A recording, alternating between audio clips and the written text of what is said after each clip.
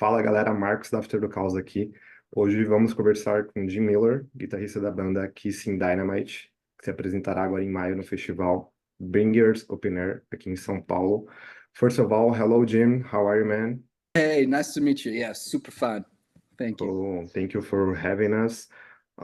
Jim, to start, this will be your first performance in Brazil, right? Playing at Bringers Open Air.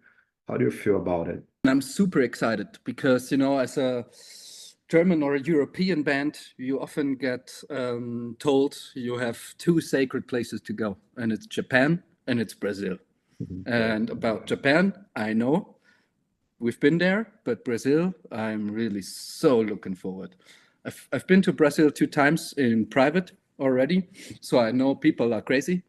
And yeah, I'm really looking forward, man. Band's name came from an influence of the song Kissin Dynamite by esse, right? Could you talk a Yes. bit more about how you guys decided on using this name for the band? Yeah, for us, it all started with AC/DC, basically. Especially for me, I was like 10 years old when I saw AC/DC live VHS, something, and I was like, man, fuck all the shit I've been doing before. I only want to do this. I want to be on stage playing guitar like Angus Young and, rocking out. And also, I have to, yeah, you never see behind the curtain, but I think, it's also a true band, like they take it serious what they do and they love it and not just doing for fame and fortune, but because of the real, rock and roll spirit. And that's really why I'm here now. You've playing together for a long time, from what I've seen. Would you say that make things easier, like writing new songs, for example? I'm not sure if it's about songwriting, but it makes the living together as a band definitely easier because we've been through so much shit, we play together for almost 20 years.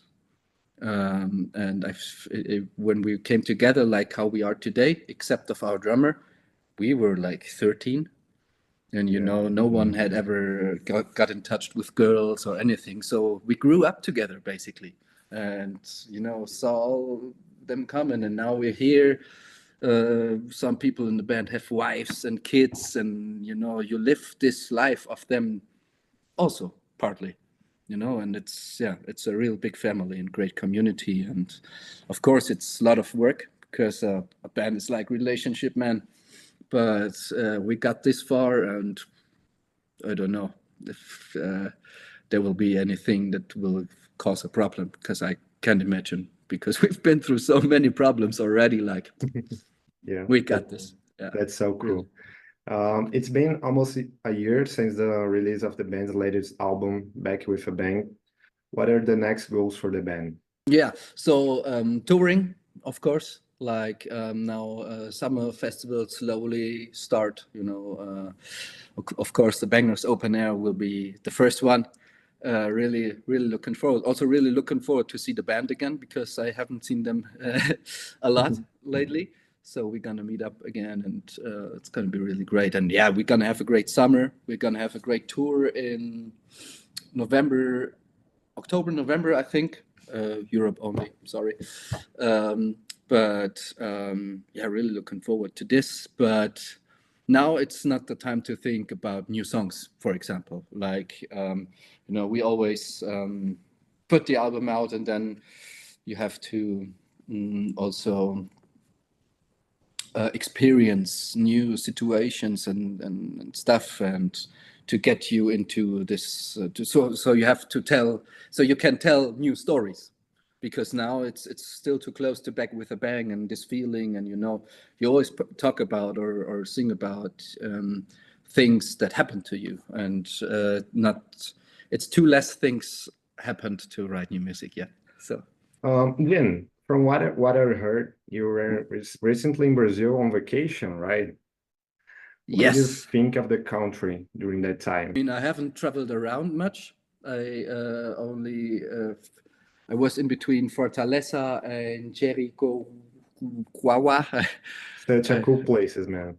Yes, Awesome, absolutely. awesome. I love the food. I love the drinks. I love the people. It's really, really, really nice.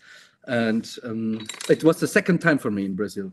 And I remember the first time when we, drive with the car to like, which appeared to me like a big forest, like just how I know in Germany.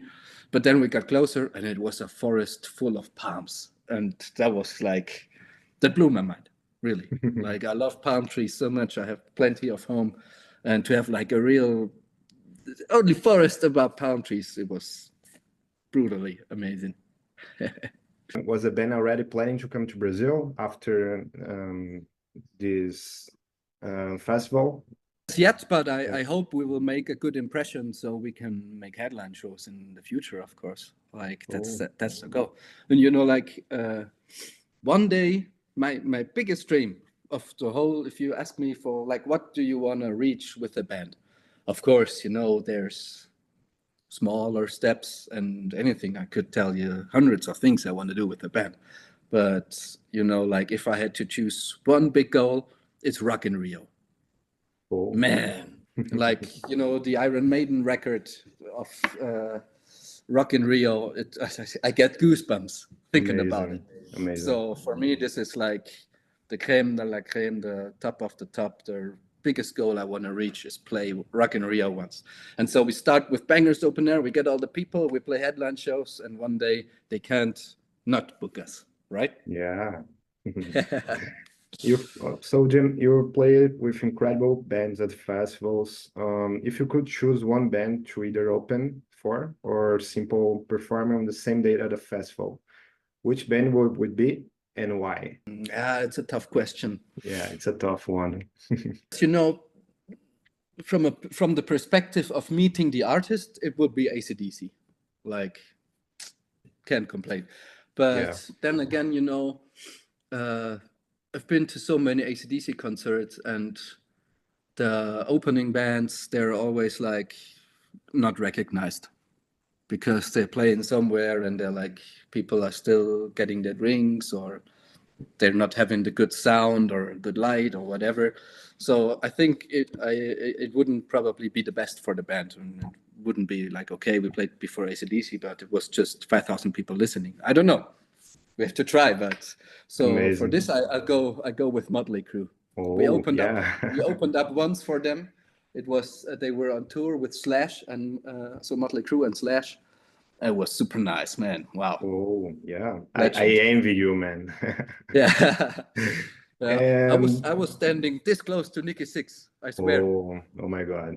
Yeah.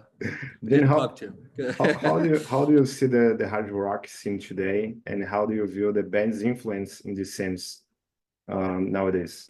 I think it's, of course, this kind of music is not this popular anymore like in the 80s, to be honest. Of course, it's not played on TV, it's not like on the big radio stations or what, but in the scene itself, I think the scene is as strong as never before. Like really getting together, and like, of course there are always black sheeps everywhere, and I always like to say there's the same percent of assholes no matter where you look for.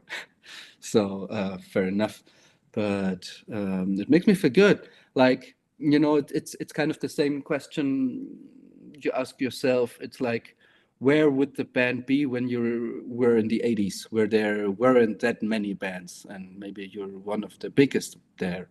But then again, maybe you will still be in your village because there was no internet and nobody ever heard about you.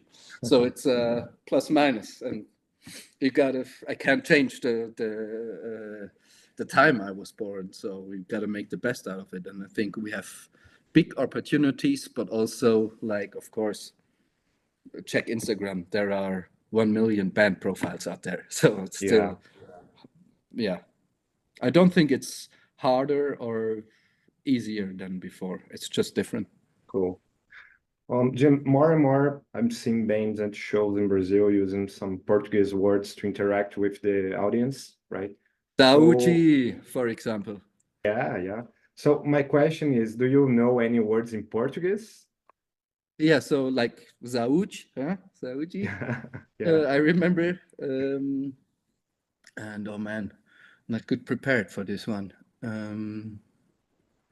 Yeah, but I mean, come on, that's the most important one. Can I say a word for you? Yes, of course. So, man, I think people in Brazil love it. Something like vocês são foda. You guys are awesome, you know? Seis so fodas. Yeah, something like that. Yeah. It means like you guys are awesome, you know? Nice. People, man, I guarantee to you the crowd will go crazy. Okay. Yeah, nice. I will prepare, definitely. Yeah, cool. Yeah.